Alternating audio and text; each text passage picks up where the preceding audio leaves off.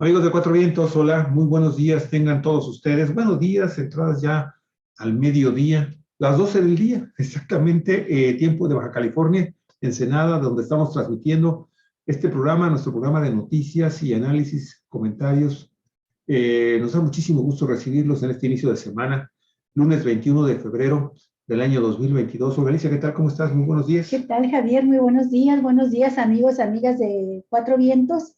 Así es, ya estamos en la última semana de febrero prácticamente. Acuerde usted que febrero trae solo 28 días, Javier. Así es. Ya estamos en el día 21. Y vamos a empezar nuestro programa, amigos, queridos amigos y amigas de Cuatro Vientos, que está muy cargadito de información, pero lo vamos a comenzar, ya lo sabe, con la nota que nos haga reflexionar, interesante, que nos haga pensar más allá de los problemas concretos que nos agobian, en las grandes cuestiones que tienen que ver con el planeta y con la humanidad. Por ejemplo, revelan el año en el que el nivel del mar comenzó a subir. El nivel del mar, no aquí en Ensenada, todo el planeta, los océanos y los mares comenzaron a subir debido al cambio climático. Y mira, es una nota de Alejandro López de National Geographic, Olga, y dice lo siguiente: en el pleno siglo XXI, el efecto de las actividades humanas en el sistema climático mundial es innegable. El último informe del Grupo Intergubernamental de Expertos sobre el Cambio Climático, conocido por las siglas IPCC, y es una organización que se creó en 1988 con el fin de conocer más a fondo las causas, las consecuencias y la respuesta de la humanidad hacia lo que entonces era llamado la interferencia antropogénica peligrosa en los sistemas climáticos, pues ahora atribuye este estudio de forma inequívoca las causas climáticas actual a la emisión de gases de efecto invernadero procedentes de las actividades humanas. Y al margen de la creciente evidencia que se va conociendo día con día del cambio climático antropogénico, un nuevo estudio internacional que lidera la Universidad de Rutgers New Brunswick ha calculado el momento en que el nivel del mar comenzó a aumentar significativamente. Ahí vea usted en su pantalla esta imagen para irnos dando una idea. Según el estudio, del año 0 al año 1700 después de Cristo, los niveles globales del mar apenas fluctuaron entre descensos de 0.3 milímetros y aumentos de 0.2 milímetros cada año. Pero en los siguientes 60 años, el periodo previo a la Revolución Industrial, el nivel del mar se mantuvo aún más estable, con un decrecimiento de apenas 0.1 milímetros anuales, absolutamente imperceptibles.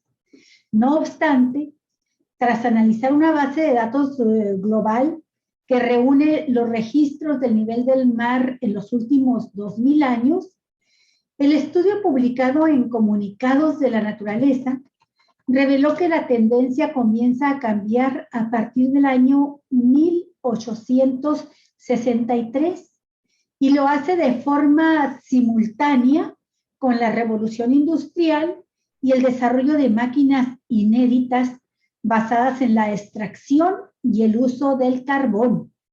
El estudio aparece una semana después de que un reporte técnico elaborado en conjunto por la NASA, el Servicio Geológico de los Estados Unidos y la Administración Nacional Oceánica y Atmosférica, entre otras agencias gubernamentales estadounidenses, el estudio concluyó que el nivel del mar en los Estados Unidos aumentará drásticamente. Agárrese usted donde pueda. Imagínese, aumentará de 25 a 30 centímetros respecto al nivel actual en las siguientes 3 décadas. Se trata de una tendencia que, según el último informe, no se podrá revertir hasta dentro de varios siglos o milenios y provocará pérdidas humanas y económicas porque va a provocar inundaciones fluviales inéditas y otros fenómenos climáticos extremos en el resto del siglo que estamos viviendo. Según los autores, los resultados del estudio ayudarán a preparar a las zonas costeras para los efectos del aumento en el nivel del mar en el futuro inmediato. Dice el estudio que realiza esta universidad en el Departamento de Ciencias Planetarias y de la Tierra, dice, podemos prácticamente estar seguros de que la tasa global de aumento del nivel del mar entre 1940 y el año 2000 fue más rápida que en todos los intervalos anteriores de 60 años durante los últimos 2 milenios.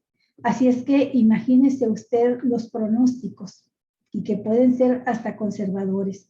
Un incremento de hasta 30 centímetros en el nivel del mar, empezando por los mares de Estados Unidos. Fíjate que es importante señalar que esta situación de los cambios climáticos en el planeta, amigos y amigas, son normales a lo largo de milenios, de miles de millones, de cientos de millones de años. Y quizás en algunos casos la Tierra tiene aproximadamente 3.800, 3.900 millones de años de que se crea nuestro planeta. Han surgido una enorme cantidad de cambios climáticos, de extremos a extremos, de inmenso calor a inmenso frío. Y las últimas eras de las glaciaciones sobre Galicia representaban realmente, en donde ya estaba interactuando los últimos 20, 60 millones de años, perdón, 50.000 a 60, de 20.000 a 60.000 años atrás, ya había una interacción directa, obviamente, con Homo sapiens. Homo sapiens, de hecho, superó, afortunadamente sobrevivió la última era glacial hace 20.000 años atrás, y es sorprendente cuando tú haces una investigación o lees los libros de los especialistas sobre cómo han sido estas variantes del clima en nuestro planeta. Y es impresionante, por ejemplo, saber que hace apenas 20.000 años atrás, el nivel de los océanos sobre Galicia era 120 metros abajo de su actual nivel. Sí. Y de repente, cuando había épocas de calor, bueno, eran unas inundaciones tremendas, ¿no? Unas inundaciones tremendas. Y bueno, Sapiens no había intervenido de ninguna forma, obviamente, en esta intensa actividad de nuestro planeta en materia climática. Pero eran procesos naturales, motivados fundamentalmente por los cambios en el eje de la rotación de nuestro planeta. Usted sabe, hay un eje que se está moviendo como un péndulo, y de repente pues se exhibe más al Sol, nuestro planeta, y hay ocasiones en las que no se exhibe tanto. Y entonces estos son los cambios, ¿no? Que de manera natural nuestra Tierra, que en realidad se debería de llamar océano, bueno, han estado presentes en la historia de nuestro planeta. ¿Y qué sucede, amigos y amigas? Bueno, pues ahora, cuando estamos hablando, bueno, es que está aumentando. ¿Cuántos centímetros dijiste? Va a aumentar hasta, bueno, 0.1, ¿sí? De milímetros ahora por año, pero va a aumentar, se calcula, hasta 25 centímetros. De aquí a que termine el presente siglo, ¿verdad? Sí. Aproximadamente. Sí. Y bueno, les decimos los humanos, que ya sabe usted cómo somos de orgullosos y de pretenciosos, nos consideramos el máximo punto de la evolución en este planeta. Pues no, amigos y amigas, si lo vemos desde el punto de vista cronológico, pues es nada lo que estamos haciendo, lo que estamos viviendo en este momento y lo que estamos pronosticando de aquí a fin de este siglo, del siglo XXI. Pero lo cierto es que nuevas generaciones de Sapiens se van a encontrar con unas dificultades grandísimas, si es que, pues no sé, seguimos sin estar haciendo caso a lo que nos están diciendo los especialistas, los científicos, los investigadores. Y desafortunadamente, Olga, no tenemos conciencia, desde que siempre somos sapiens, desde que tenemos uso de razón, no tenemos conciencia, esto lo hemos leído recientemente, en el libro de Nueva Cuenta, se lo recomendamos muchísimo, La cadera de Eva, no tenemos conciencia de lo que somos los humanos en el desarrollo de de este planeta, amigos y amigas, que nosotros conocemos como la Tierra. En fin, se siguen pagando las consecuencias.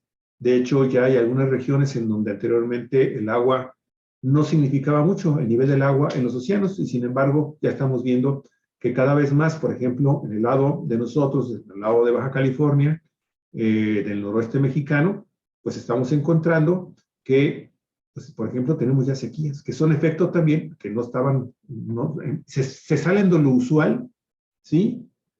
Y que, pues, están impactando las actividades humanas en esta región del planeta. Así es, Javier, el planeta 4.545 millones de años. Es lo que se calculan los geólogos y geofísicos, que es la edad que tiene la Tierra. Planeta, la Tierra. Más o menos, por ahí andabas tú gateando. Andaba 3.500, me faltaban 1,000. Yo andaba gateando. No, pues imagínate las llagotas que me salieron en las rodillas, don Galicia. Con razón. Bueno, era una bola de Tierra, Javier, era una cinta de fuego cabalgando.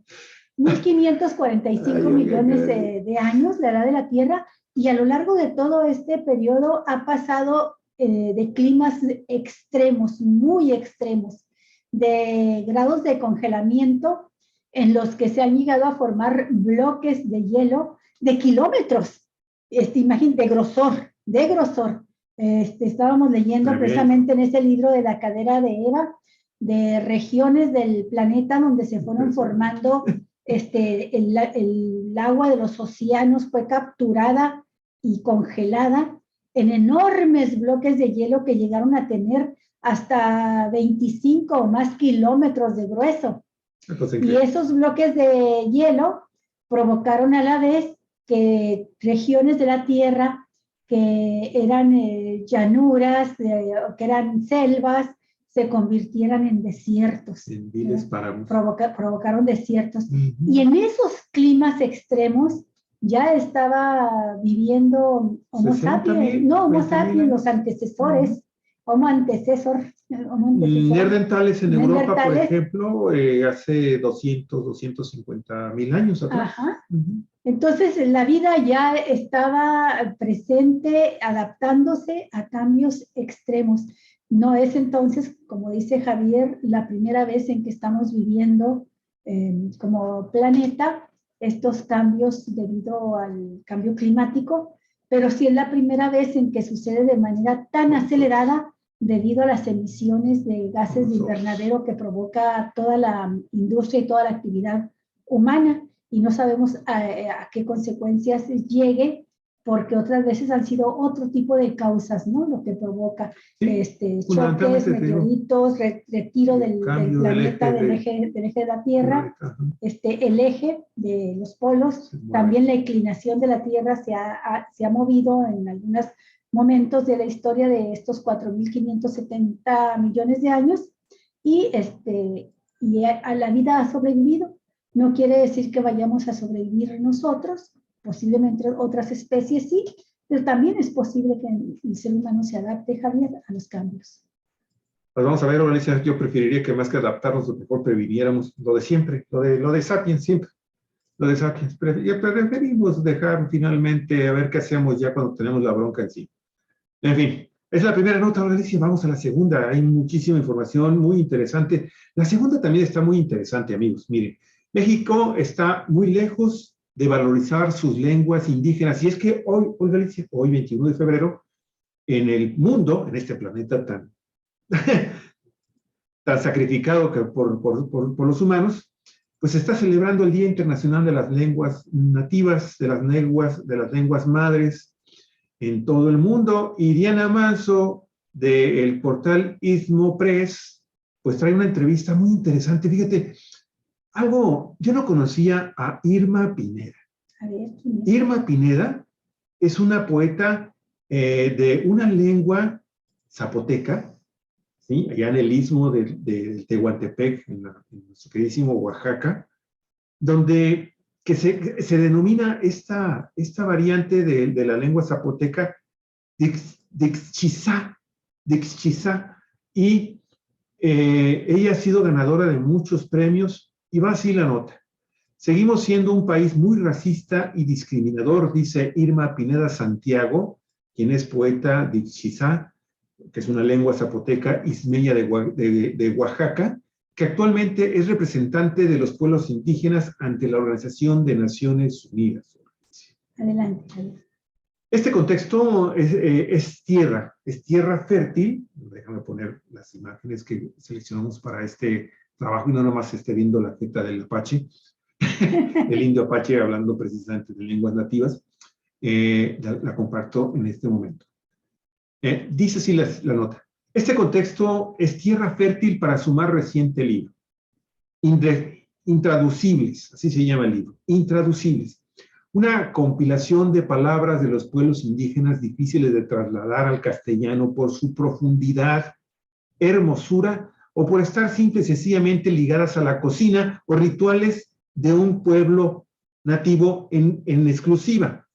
La poeta, quien ha destacado por su activismo y creaciones literarias en lengua Ixchizá, habla del proceso de creación del libro en donde convoca a los habitantes para buscar y donar las palabras justo en el Día Internacional de las Lenguas Nativas que se celebra en todo el mundo este lunes 21 de febrero.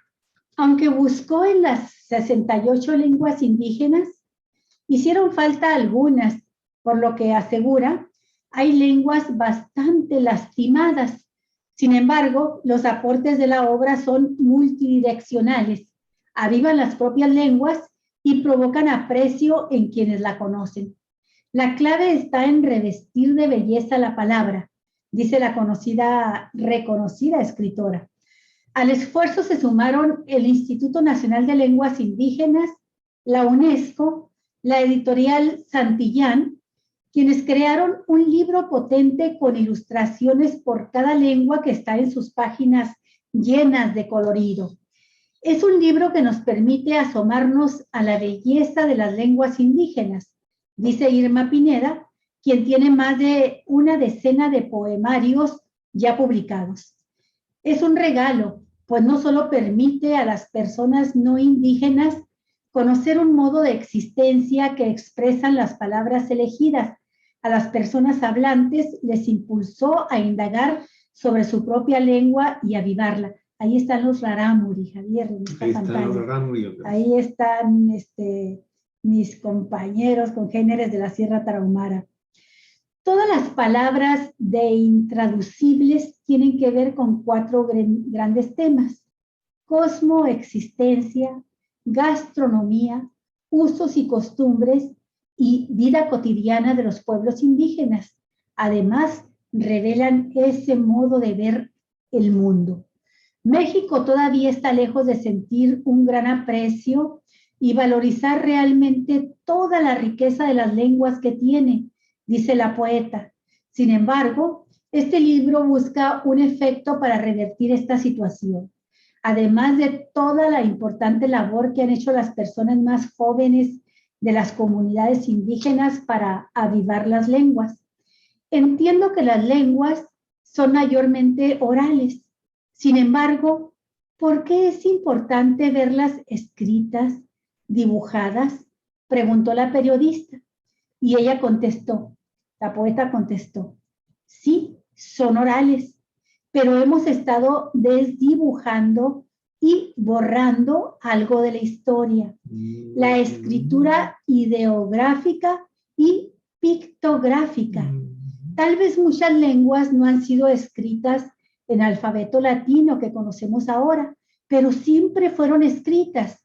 Hay, por ejemplo, en el caso de mi lengua, que es el zapoteco, hay investigaciones del doctor Víctor de la Cruz de formas de escritura que datan de siglos antes de la era cristiana. Sí se escribían las lenguas indígenas.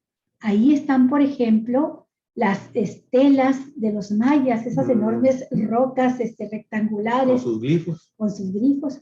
También las de los mixtecos, las de los zapotecos y todo lo que aún no se ha encontrado, pero sabemos que existe. El asunto es que se escribía de un modo distinto al que actualmente conocemos, pero ya había una práctica de la escritura. Eran otras formas de escritura, pero efectivamente Lo que está ocurriendo ahora es que hay una mayor difusión de las lenguas porque los mismos jóvenes hablantes, las jovencitas que están escribiendo en sus lenguas o que están haciendo otras formas de arte, tienen ahora la ventaja de las redes, del internet, y eso facilita la difusión.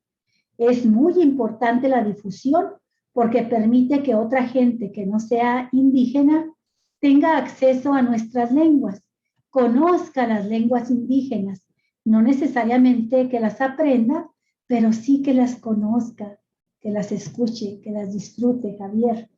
Es realmente muy interesante esta entrevista. A mí me dio mucho gusto y vamos a buscar algo de su obra en la internet, que de seguro debe de existir mucha obra de ella publicada. A mí me da pena, pues, apenas enterarme de que existe esta mujer indígena zapoteca con su variante, en su forma de hablar. Y es cierto lo que está diciendo. Oye, cómo se han acabado idiomas en este país y en Latinoamérica y en el mundo entero. Las lenguas nativas finalmente son borradas de la historia por los conquistadores de los pueblos, ya sabemos quiénes.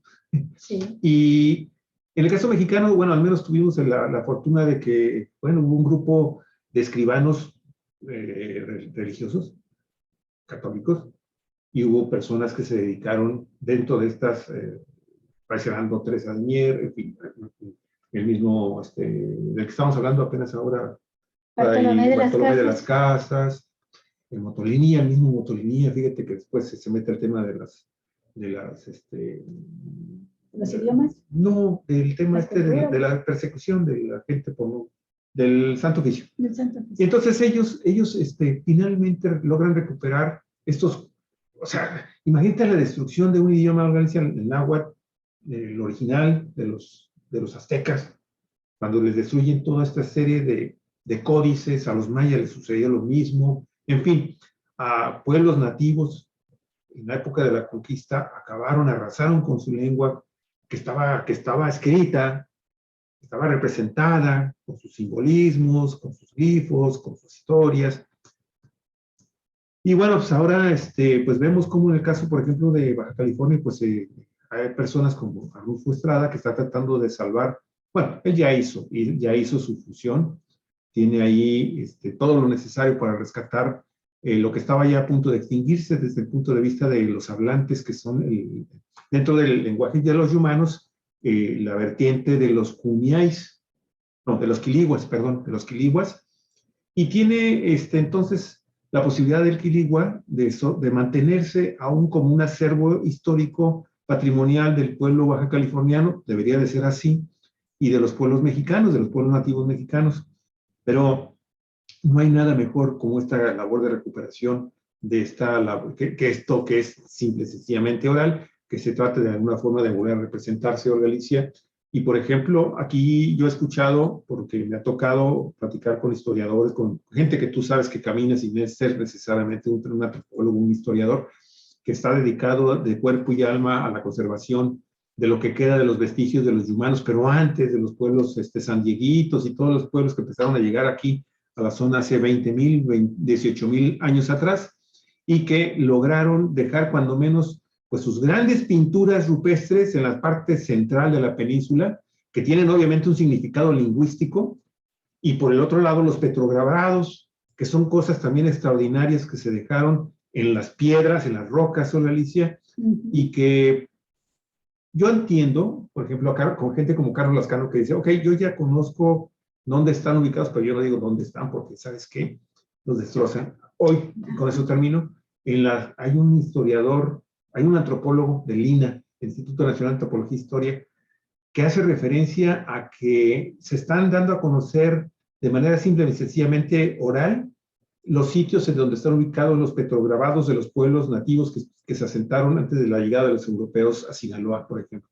Y él estaba muy molesto porque ¿cómo es posible? ¿Y por qué no se dan a conocer masivamente? ¿Por qué? Porque sucede exactamente lo mismo que, por ejemplo, sucede en otras áreas en donde no se dan a conocer los lugares Y llegan, amigos, los verdaderos vándalos y empiezan con cincel y martillo, se llevan los pedazos, los trozos. Sí. Aquí en Baja California esto es vergonzoso lo que ha pasado con los petrograbados y con las pinturas rupestres, Olga, porque se llevan tamaños grandes y al momento de que van cruzando la frontera o que van cruzando por la transpeninsular, si se encuentran a alguien, órale, ahí te va tu mochadota, tu mordidota, y pasan como si nada.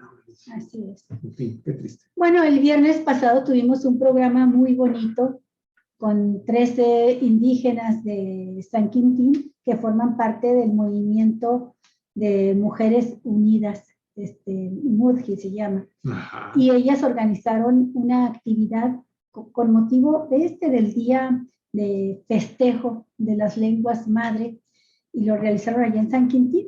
Vamos a estar a la espera de platicar con ellas también para que nos hagan una crónica más detallada de estos eventos que nosotros describimos y ellas también el viernes pasado. Pero el viernes pasado, Javier, yo aprovechaba para hablar también de un gran conocedor de lenguas indígenas como lo fue el destacado escritor, poeta, lingüista mexicano, defensor y estudioso de las lenguas indígenas, abogado, políglota, activista de los derechos humanos y de la diversidad sexual, mi queridísimo amigo Enrique Servín, pues que era pues, de mi generación, Javier. Él nació el 28 de enero de 1958. Jovencito él. Y sí, muy joven, lo asesinaron el 9 de octubre de 2019. La semana que entra se celebraría un natalicio más, un año más de vida, pues ahora estamos recordándolo con una conmemoración fúnebre. Pero lo que quiero yo, si me permites, Javier, es leer algo que él escribió, lo alcanzó a escribir, esto lo alcanzó a escribir el mismo año que lo mataron. Lo escribió con motivo precisamente del día de la conmemoración de las lenguas maternas. Dice, más que celebrar, así lo escribió Enrique Servín, más que celebrar, la conmemoración busca concientizar sobre la importancia de mantener vivas las lenguas maternas para garantizar el derecho humano a una identidad cultural. Enrique Servín Herrera.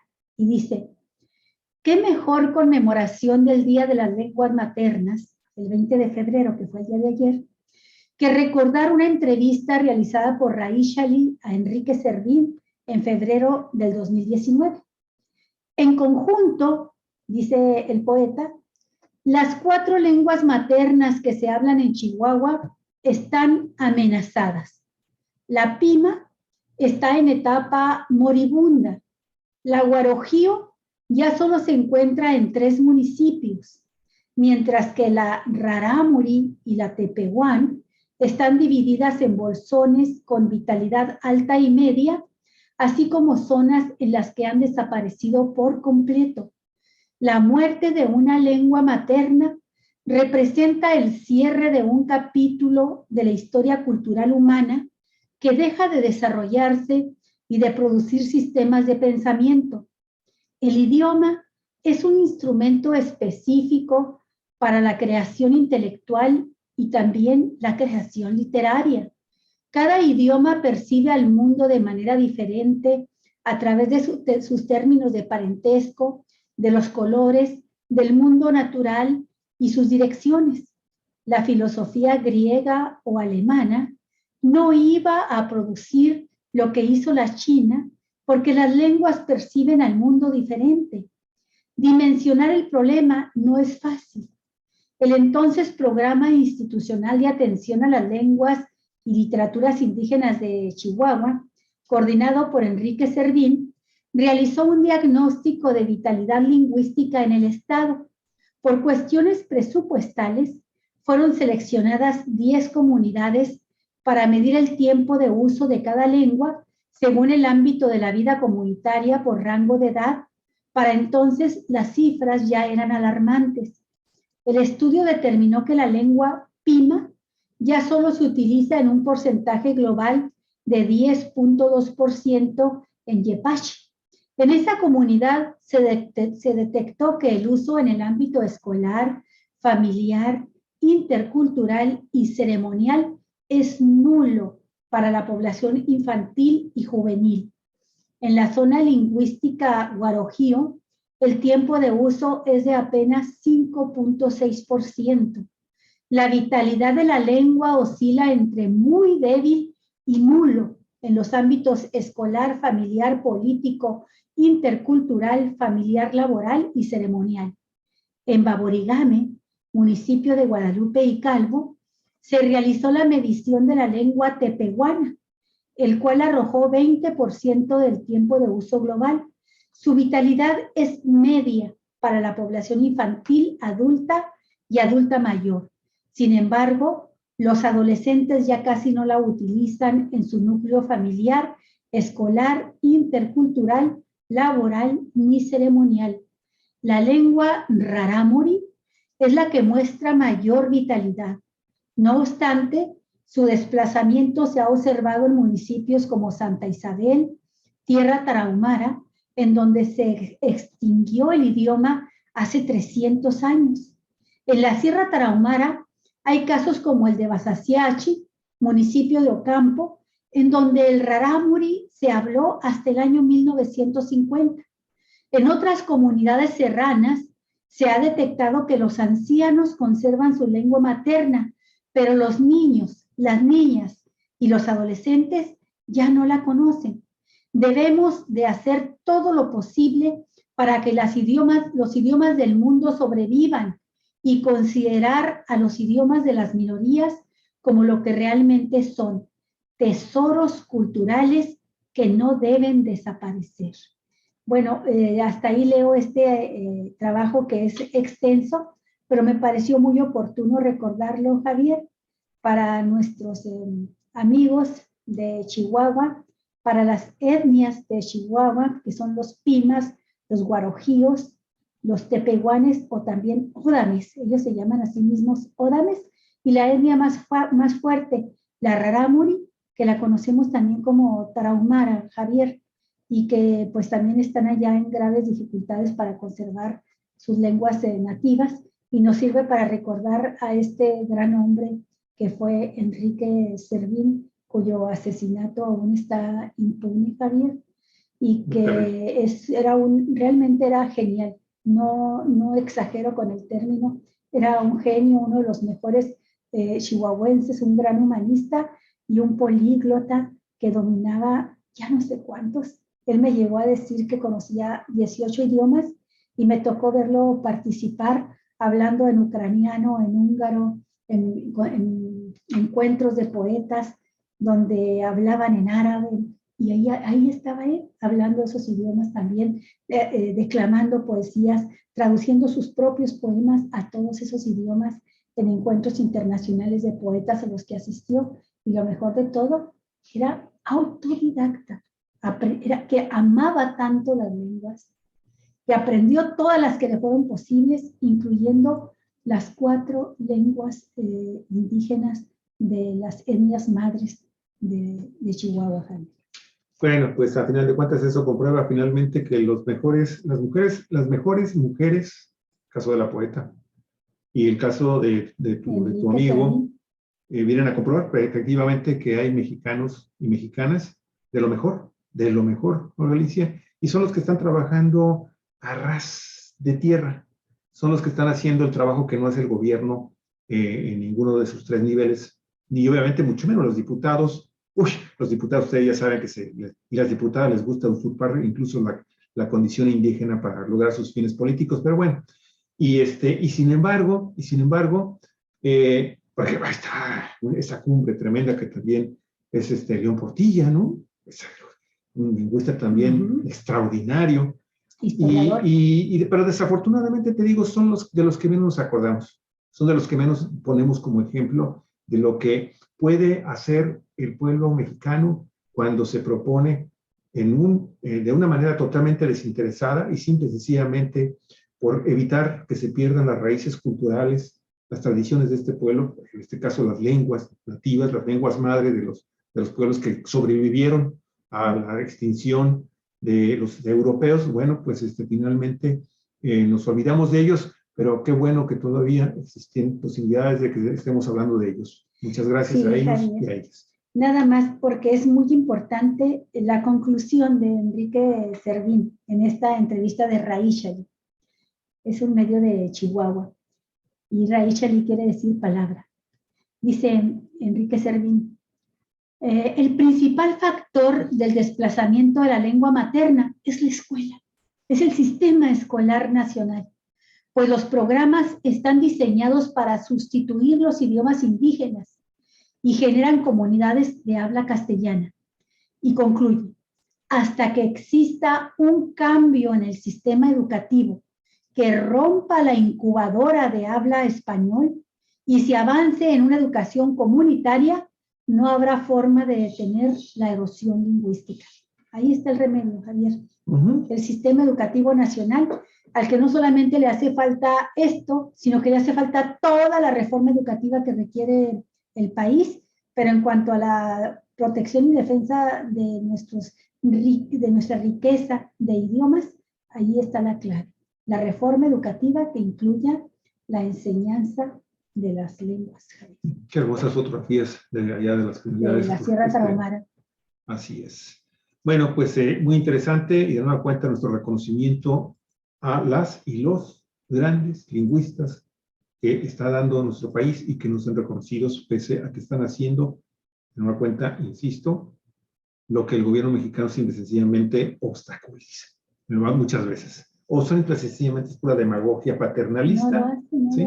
Es pura demagogia paternalista. Pero bueno, aquí en Cuatro Vientos, a darles duro en el tema.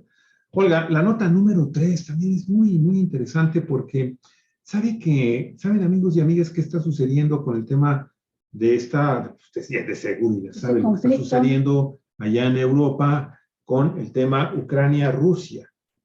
Han sido semanas en que han ido aumentando las presiones.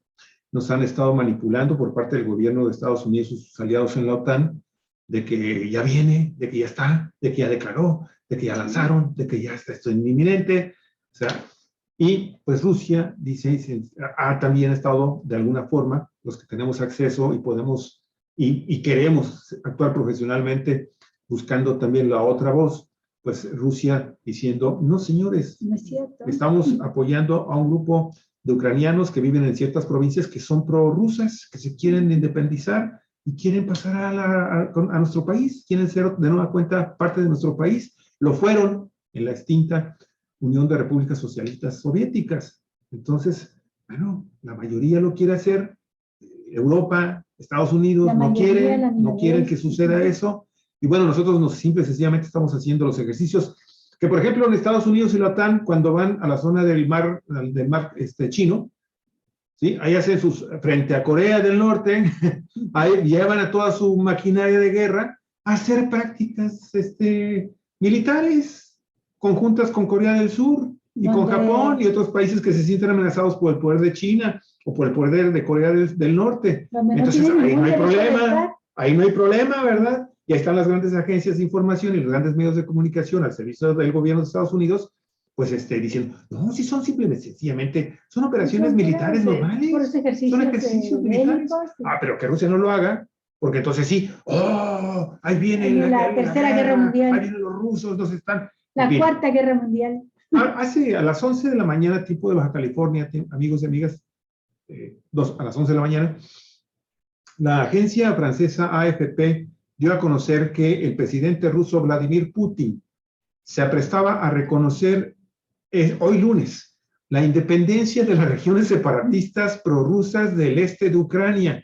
Esto lo anunció el Kremlin, ¿sí? Lo hemos notificado, confirmado con la agencia rusa Russia Times, que se llama así RT, ¿sí? Una decisión que agrava la crisis entre ambos países, según la agencia AFP, ¿sí?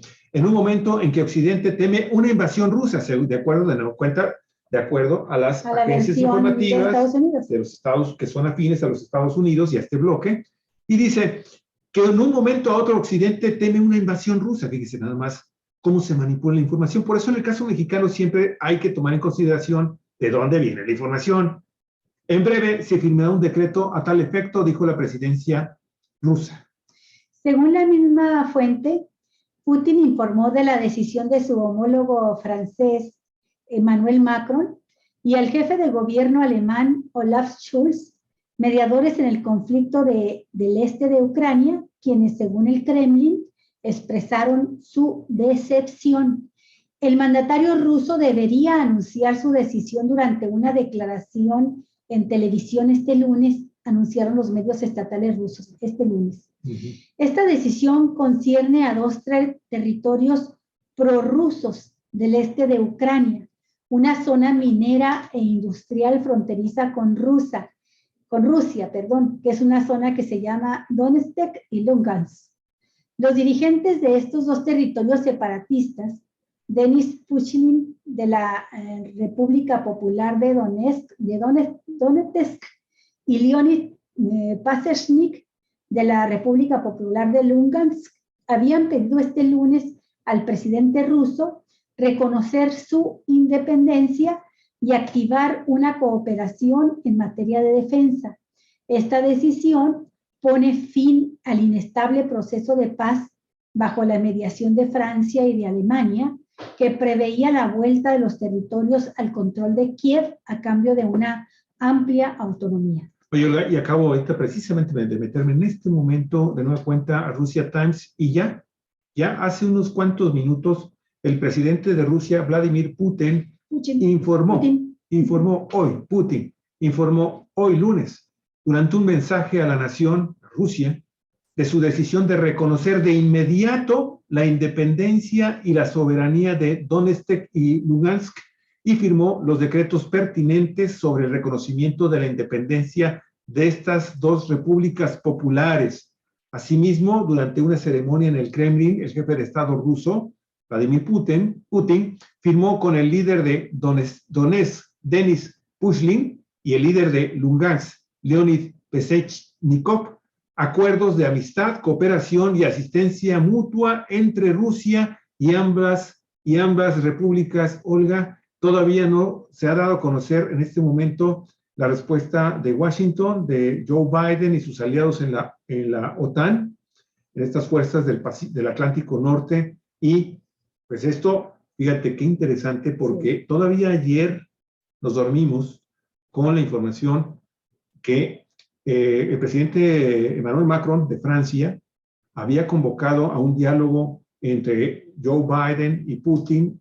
Eso fue el sábado. El domingo hubo posibilidades e incluso se anunció que los dos presidentes habían aceptado tener esa cumbre, ¿sí? Esa cumbre en París, pero hoy en la madrugada, en la mañana, cuando me despierto y empiezo a ver las notas, Olga, veo que ya Estados Unidos, que ya Rusia dijo, ok, Putin dijo, ok, yo voy a esa cumbre siempre y cuando se reconozca por parte de Estados Unidos la independencia de estas dos repúblicas. Algo sucedió que aceleró la información que diste tú hace un ratito, que tiene alrededor de 1 hora y media esa nota, y en este momento se confirma que ya Putin firmó estos acuerdos, estos decretos en donde reconoce a estas dos repúblicas y dice, vamos a firmar otro para ponernos de acuerdo en cuestiones de amistad, de cooperación y asistencia mutua. Esto significa, amigos y amigas, y rápidamente para contextualizar. No significa la anexión. No la anexión todavía, pero sí reconocimiento de su independencia, de la aceptación de Rusia como naciones que son a favor, que están pensando en que se pueden afiliar o de alguna forma incorporar a Rusia. Y lo que sucede, amigos y amigas, es que usted seguro la semana pasada escuchó que por ahí hubo unos bombardeos. Lo que sucedió fue que por parte de Ucrania, esta es la información de RT, así lo manejó, obviamente la OTAN y Washington dijeron otra cosa, pero hubo una provocación por parte de Ucrania cuando lanzó misiles al interior de estas dos repúblicas, que afortunadamente impactaron en pequeños pueblos sin provocar víctimas, y no las provocó porque ya hay una salida masiva de ciudadanos de estas dos repúblicas hacia Rusia. Sí, muchos de ellos, de hecho, son rusos o tienen familia en Rusia. Que de hecho el gobierno de ruso le había dicho a sus es que colinda, hacen frontera con Rusia, y como tú dices, pues durante muchos años fueron parte de la URSS, y ellos han decidido, quieren reincorporarse a Rusia, pero bueno, hoy por hoy están en la jurisdicción política de Ucrania, y por lo pronto el primer paso, que es en el que los está apoyando Rusia, es en que se les considere regiones autónomas de Ucrania.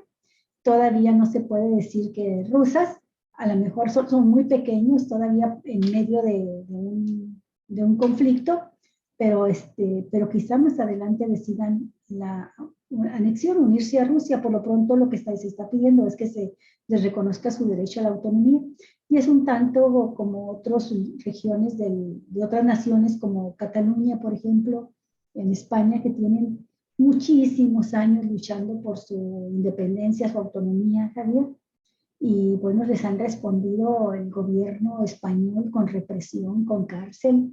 Los catalanes se han dado su propio gobierno, han electo a sus gobernantes, y estos gobernantes, que por supuesto son defensores de la independencia de Cataluña, los han metido a prisión los españoles, Javier.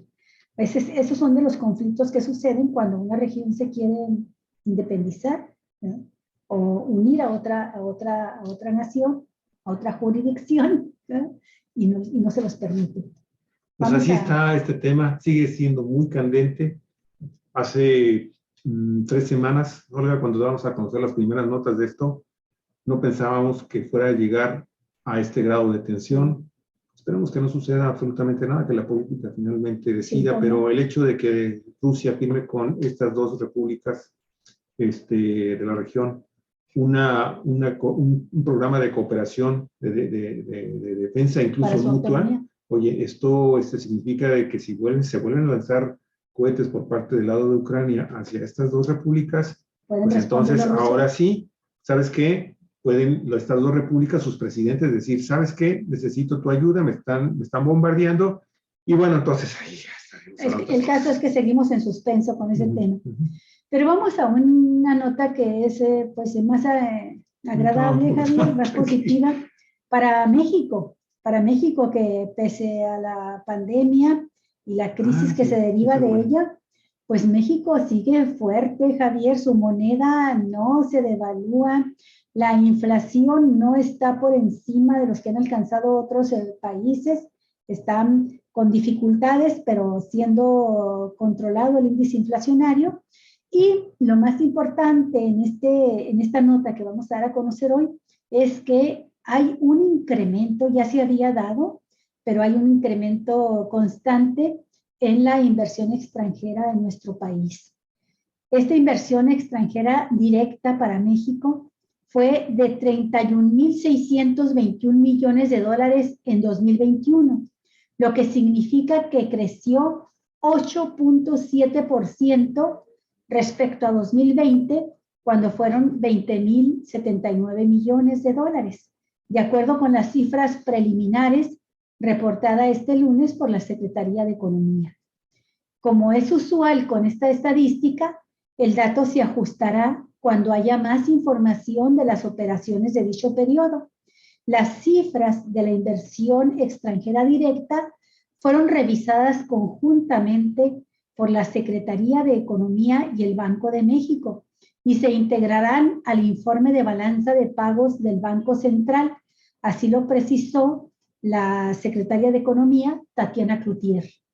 La Secretaría detalló que la inversión extranjera directa de 2021 provino de 3.801 sociedades con participación capital extranjero, que representaron 5.435 contratos de fideicomiso y también de 26 personas morales extranjeras.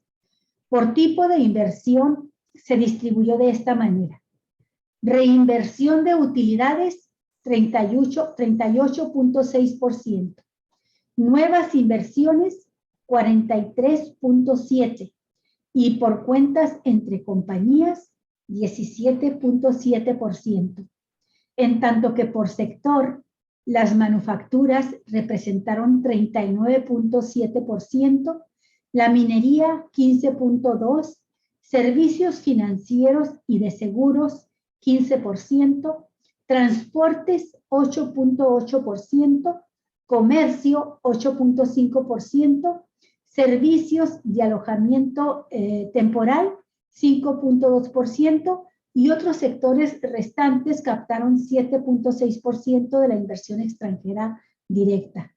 Por país de origen, los que más invirtieron en nuestro país, en México, son Estados Unidos, en primer lugar, con 47.5% de esta inversión extranjera directa. Le sigue España, con 13.7%, Canadá, con 6.5%, el Reino Unido, con 5.7%, Alemania 5.2%, Japón 5%, y otros países restantes aportaron el 16.4%. ¿Cuánto dejó de España? ¿Se dice de España? 13, Javier, 13.7%. Ok. Pues qué interesante, ¿no? ¿No que no había inversión extranjera en México? En realidad la inversión extranjera no ha dejado de crecer. Y el año pasado, Javier, esto es interesante, el año pasado superó todos los récords de inversión extranjera en más de 20 años. La inversión extranjera obtenida en más de, creo que la cifra era más de 20 años. Pues así están las cosas, Olga Alicia, con este tema. Muy interesante también. Y bueno, pues los datos duros, ¿no? Ahí están. Oye, El Economista lo sacó como su nota más importante, el periódico El Economista. Sí, le dio una amplia cobertura a esta información. De hecho, México lleva en estos 3 años, los 3 años consecutivamente, crecimiento de la inversión extranjera directa en el país, incluidos pues son los 2 años ya de pandemia, claro, Javier. Claro. Solamente hay un año del gobierno de Calderón que supera alguno de estos años, de estos 3 años de López Obrador. Pero eso se debió, Javier, a la venta de una sola empresa, la inversión de una sola empresa que entró al país, y todo lo demás, pues, si quitas ese elemento, todo lo demás se viene abajo. Pues bueno, muy interesante, Olga. Habrá que ver qué crítica se hace, ¿no?, a este tema. Y hay que resaltar que esta inversión extranjera es en los momentos en que hay un gran conflicto económico y financiero a nivel mundial provocada por la pandemia de COVID en todo el planeta. Sí. Bueno, oye, vamos a la... Te propongo esto, mira, se nos juntan 2 notas sobre lo mismo. Ayer la Auditoría Federal de la Federación, la Auditoría Superior de la Federación, dio a conocer su informe de las auditorías que hizo ya para cerrar el año 2020, el tercer informe. El tercer informe, se dan 3 informes en el transcurso del año. Y ayer fue la conclusión, vamos a decirlo así. Y hay una nota general y una respuesta del presidente. ¿Qué te parece si primero las leemos las 2? Y después nos vamos a los comentarios. ¿Te parece? Así es. Tú te refieres a la Auditoría Superior de la Federación, que concluyó que en el gasto público del año 2020 existen irregularidades que implican la recuperación probable de 60,834 millones de pesos, de los cuales 39,565 millones corresponden a estados y municipios. De ese total, solo se han recuperado 1,782 millones, Javier. A través de 1,616 auditorías, el órgano a cargo de David Rogelio Colmenares Páramo, es decir, la Auditoría Superior de la Federación, revisó el ejercicio de los recursos empleados en 2020 por el gobierno del presidente López Obrador, así como por el Poder Judicial, el Legislativo, los órganos autónomos, además del gasto federal ejercido por estados y municipios. En el ámbito del gasto del gobierno federal, el área con mayor ejercicio irregular corresponde a la Secretaría de Agricultura y Desarrollo Rural, en donde la Auditoría Superior calcula que se podrían recuperar 9.400 millones de pesos. Le sigue el sector salud, en el que se encontraron recuperaciones probables por 2.750 millones de pesos. Y bueno, mire, al presentar ayer el tercer informe de gasto de ese año, del 2020, a la Cámara de Diputados, Colmenares Páramo llamó a los legisladores a analizar el marco legal que rige la fiscalización superior y a reconocer si la realidad los está superando. Agradeció las opiniones vertidas por los diputados y dijo, aun cuando hay algunas observaciones aparentemente negativas, pues dijo, todo esto nos permite tener un encuentro profesional para aclarar y explicar nuestros puntos de vista. Antes de presentar el informe en San Lázaro, Colmenares escuchó los posicionamientos de las bancadas. A nombre del PAN habló el diputado Iván Rodríguez, quien criticó la actuación de la auditoría en los últimos años, al destacar que se habla más de ella por sus escándalos que por su trabajo. Refirió que sigue sin conocerse el monto de recursos que significó la cancelación del Aeropuerto Internacional de Texcoco y señaló que por presión del gobierno, la Auditoría Superior de la Federación corrigió la cifra originalmente planteada. Totalmente equivocada. Ay, ay, ay. ¿Y cuáles presiones? Fíjate que yo recuerdo mucho, bueno, dijimos que íbamos a comentar después, pero es que recuerdo muy bien esa conferencia de prensa donde el auditor, el titular de la Auditoría Superior de la Federación, Colmenares, informó que la cancelación del Aeropuerto Internacional de Texcoco había costado 3 veces más de lo que el presidente de la República informó que costó, que costó esa cancelación. Y recuerdo que cuando estaba en esa conferencia mañanera, López Obrador dijo, pues la auditoría, en voz de su titular Colmenares, da esta cifra, ¿no? Yo le digo que la corrija, que tenga la oportunidad de corregirla él mismo, porque nosotros tenemos la información de cuál fue. Y pasó unas horas, quizá 2 días, y el propio Colmenares tuvo que acudir a los diputados y a decir, efectivamente, me equivoqué. Y fue muy criticado porque luego nos dimos cuenta por otros personajes que han trabajado con años anteriores en la auditoría, que trabajaron antes, y que dicen que Colmenares pues no estuvo al tanto de las auditorías, que se la pasó en su casa, creo que en Cuernavaca, Javier. Bueno, pues lo cierto es, amigos y amigas, que hay otros diputados. Por ejemplo, Ana Elizabeth Ayala Leiva, quien forma parte de la bancada de diputados del Partido Morena, la cual resaltó que las instituciones deben ser ajenas a la polarización e intereses de unos cuantos. Textualmente dijo lo siguiente: habrá quienes traten de tergiversar o sacar beneficio político en el corto plazo, allá ellos, pero se olvidan de que carecen de autoridad moral porque encarnan 2 sexenios de abusos y abandono a las necesidades de la gente. La diputada Ayala se manifestó a favor de una fiscalización no partidista y anunció que denunciarán a quienes pretendan desvirtuar dicha evaluación en su beneficio. Olga, déjame dar cuando menos encabezados de las principales cosas que se han estado descubriendo por parte de esta auditoría, lo que ha estado anunciando rápidamente. Por ejemplo, en el tema del Tren Maya, pide la auditoría que se expliquen más de 267 millones de pesos, porque esto se detecta en el presupuesto de la Fonatur. Tú sabes que ha jugado un papel preponderante en la aplicación de recursos Fonatur, ¿sí? Por ejemplo, la construcción de la plataforma y vía de los tramos 1, 2, 3 y 4, y hay 2 más que son en relación al seguimiento al proyecto, y la otra, el financiamiento y erogaciones de la construcción del Tren Maya. Ese es uno. En el tema de lo del aeropuerto de Texcoco, está diciendo, la auditoría encontró supuestamente que hay 109.6 millones de pesos que todavía faltan por explicarse, y que la cancelación de este proyecto por parte de la actual administración pública se elevó en un casi 232% mayor a lo previsto por el gobierno del presidente Andrés Manuel López Obrador, al ascender a 331.996 millones de pesos, monto que aún puede incrementarse de acuerdo al tema de la auditoría. También, por otro lado, otra de las cosas que se han destacado mucho que han jugado un papel mediático muy importante es unas presuntas anomalías que se encontraron en la Secretaría de Salud Pública en la compra de equipo médico.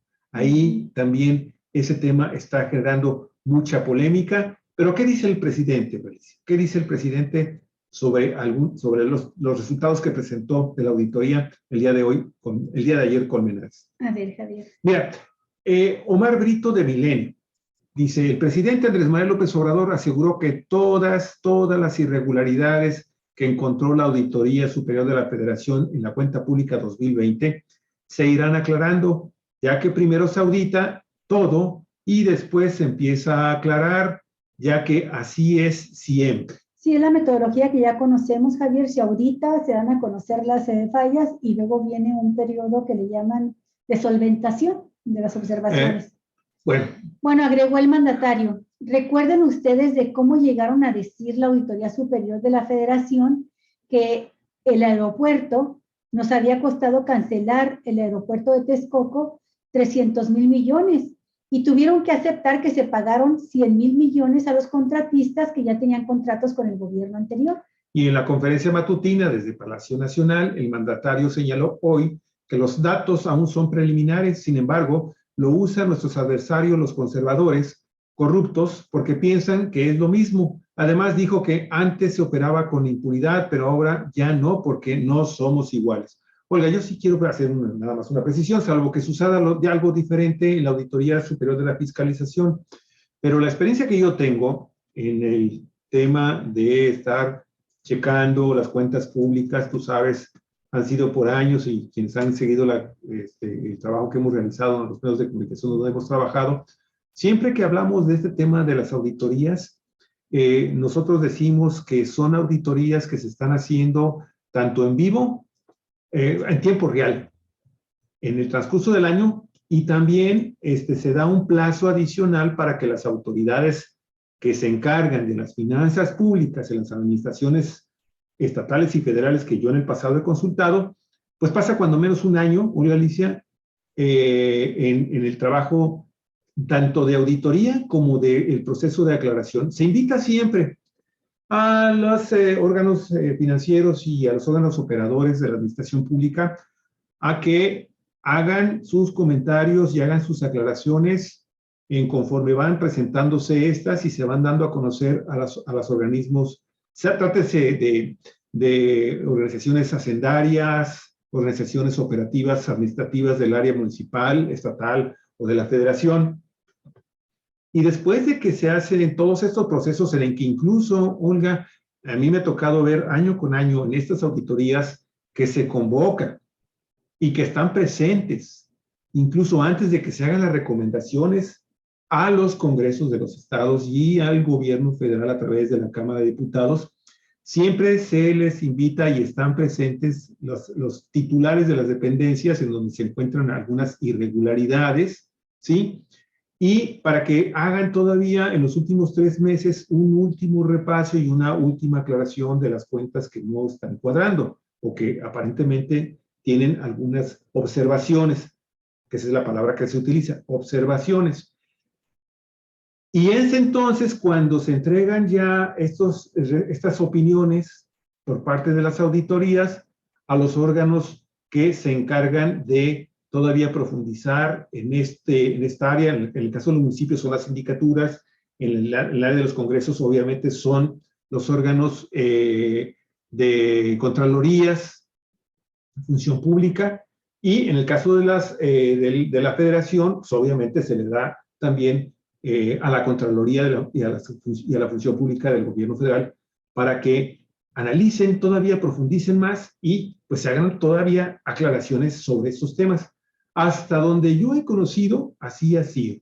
O sea, los gobiernos tienen muchas oportunidades para ir haciendo las aclaraciones y las correcciones pertinentes, porque lo han dicho las auditorías, lo han dicho los auditores.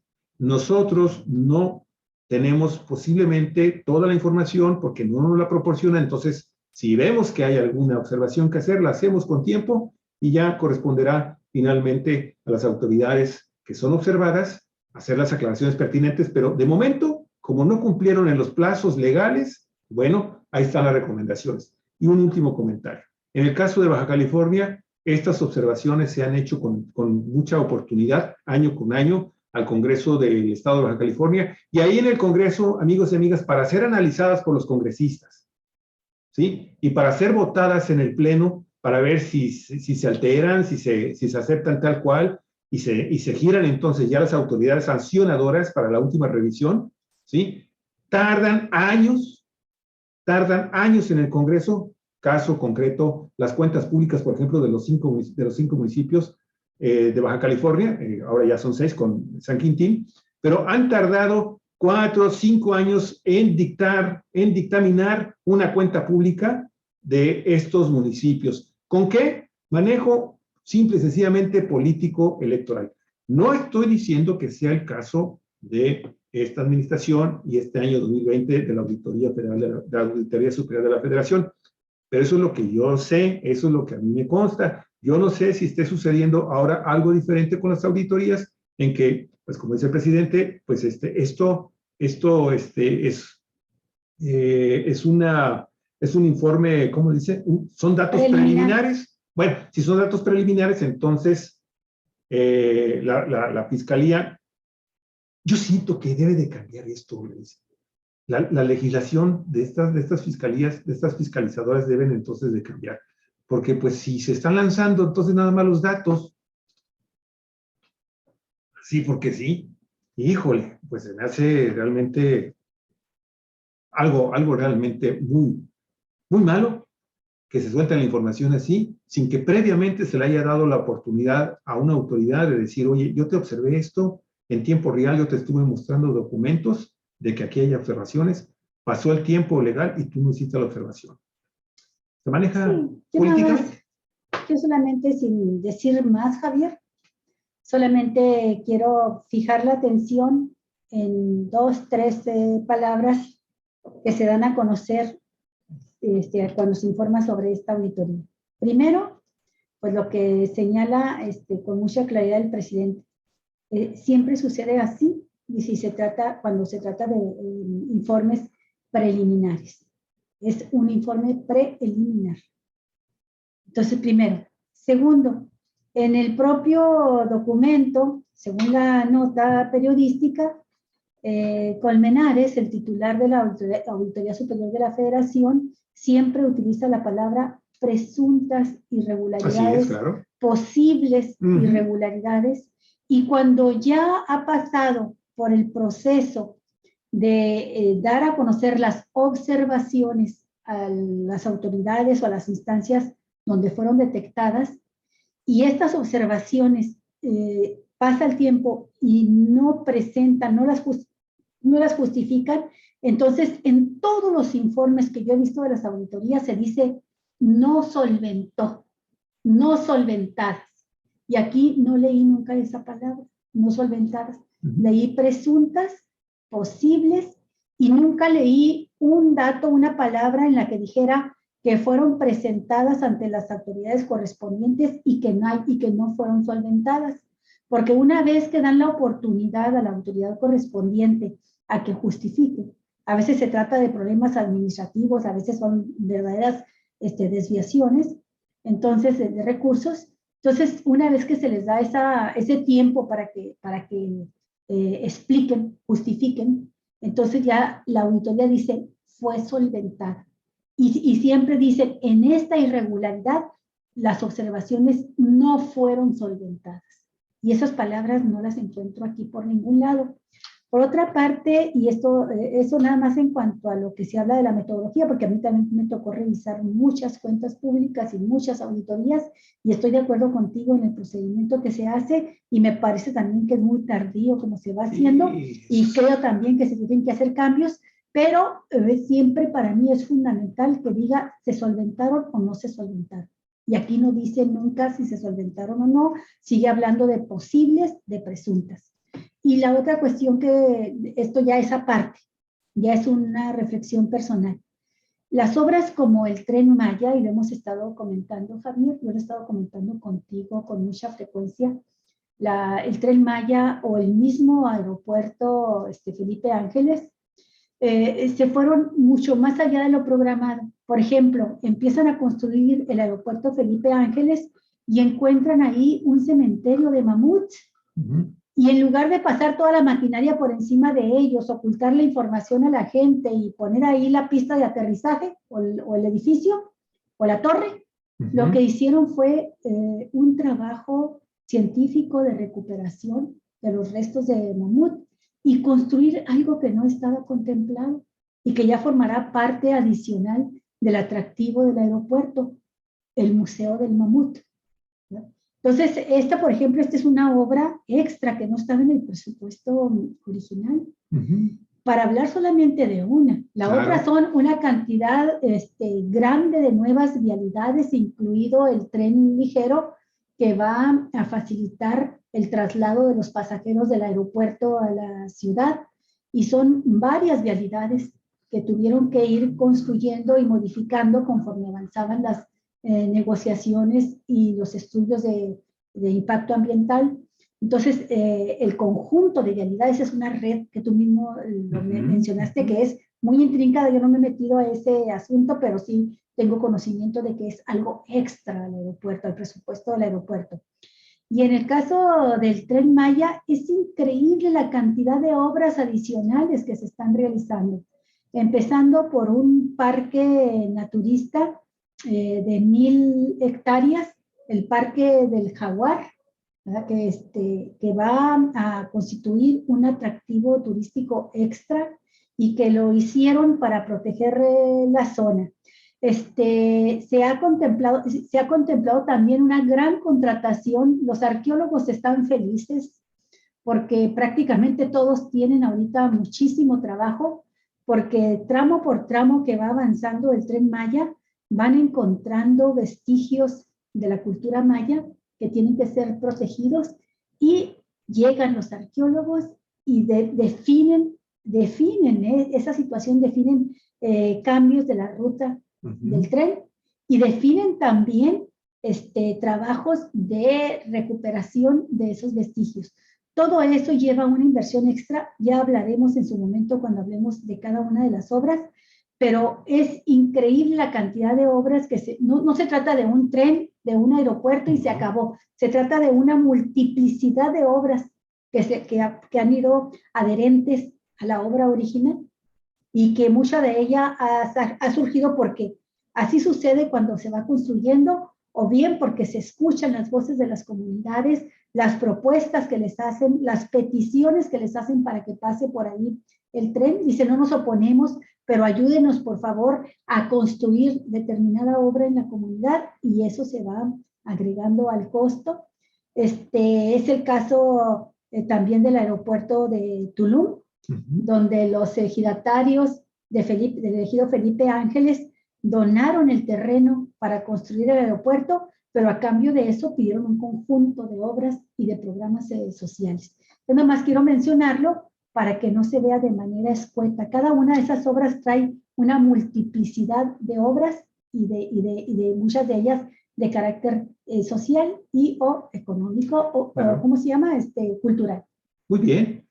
Mira, yo lo único que quiero pedirle a la gente, vamos a subir en un rato más, denos una oportunidad, amigos y amigas, de que podamos subir completos los informes de las auditorías, porque miren, aquí estoy compartiendo precisamente un informe desglosado de las auditorías de las que están siendo en este momento objeto de revisión o que se le entregaron a la Cámara de Diputados en el Congreso de la Unión para su revisión. Y ustedes ven, es un documento, es un PDF que está disponible al público. Yo en un ratito más esta dirección que está aquí se las voy a pasar para que usted pueda tener acceso directo y analice, revise toda la serie de comentarios, análisis que se realizan en estas auditorías que tiene, mire, aquí solamente estamos hablando del gobierno, pero va el Poder Legislativo, el Poder Judicial, la Presidencia de la República, Gobernación, Relaciones Exteriores, en fin, así se la lleva. Y va marcándoles la cantidad, el número de las páginas en donde está toda la información desglosada de la siguiente forma, nada más para que usted tenga una idea de lo que, por ejemplo, se hizo en la Cámara de Senadores, por ejemplo. Aquí estoy viendo. La gestión financiera, el objetivo de esa fiscalización, cuánto dinero, ¿sí? El universo que se seleccione del presupuesto total. no es la cantidad total, ¿eh? De estos 3.943.000 pesos, solamente se auditó 2.480, es decir, el 63%.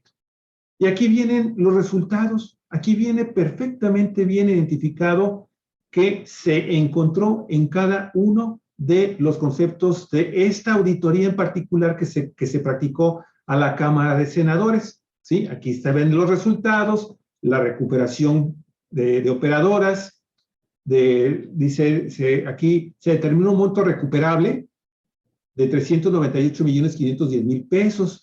Y aquí vamos viendo los resúmenes de las observaciones y las acciones. Aquí se le están haciendo 4 recomendaciones. En el caso de Baja California son observaciones. ¿Sí?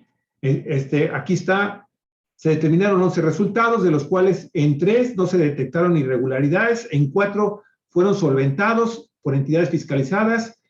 Las 4 restantes generaron esas 4 recomendaciones porque no fueron solventadas. Y aquí está el dictamen. Y así, amigos y amigas, usted va a tener la oportunidad de ir conociendo auditoría tras auditoría en cada uno de los rubros a los que tiene obligación la auditoría de estarle haciendo este tipo de investigación.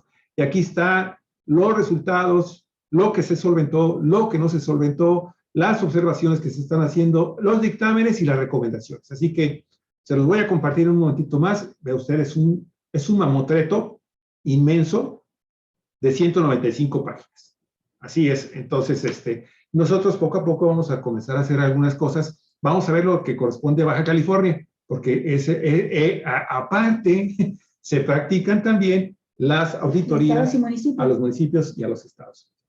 De ahí vamos a hacer también un desglosadito de las observaciones, las recomendaciones, lo que se encontró, lo que no se encontró, lo que se solventó, lo que no se solventó. Y entonces así, es que ese es el problema también de los medios de comunicación, que avientan nada más la información, sí, sin consultar estos documentos. Así es. El presidente de la Comisión de Vigilancia del Congreso informó que todavía faltaba que fueran a comparecer ante el Congreso los entes y las autoridades señaladas, Javier. Efectivamente, la auditoría está en proceso, todavía son preliminares.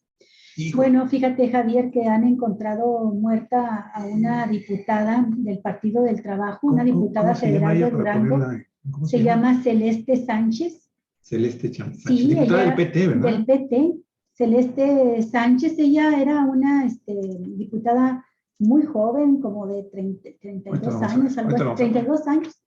Celeste Sánchez Romero, diputada federal del Partido del Trabajo, odontóloga de profesión, fue encontrada muerta en su domicilio en el centro histórico de Durango. Hasta el momento no se ha dado a conocer las causas del deceso de la legisladora de 32 años, quien desempeñaba el puesto desde el 29 de agosto de 2021. Ella formaba parte de la Comisión de Ciencias y Tecnología, Javier, y bueno, pues están el grupo, en primer lugar, el grupo parlamentario del Partido del Trabajo publicando una esquela donde lamentan profundamente el fallecimiento de la diputada, y hay una primera versión no oficial de que pudo haberse quitado ella la vida, pero todavía no es oficial. Pues oficialmente aún no se informa la causa de su muerte. La joven diputada, ¿por qué estaba? ¿Es a nivel Durango, federal? De Durango, es diputada federal. Bueno, ahí estamos bien. Ahí la vimos también. Oiga, vámonos a la nota número 7. Fíjese, amigos y amigas que están, déjame salgo de aquí. Regularizan a 2.9 millones de trabajadores mexicanos antes de que se termine el tema de la regularización del trabajo subcontratado, que se conoce como outsourcing. Andrea Gómez, de Contralínea.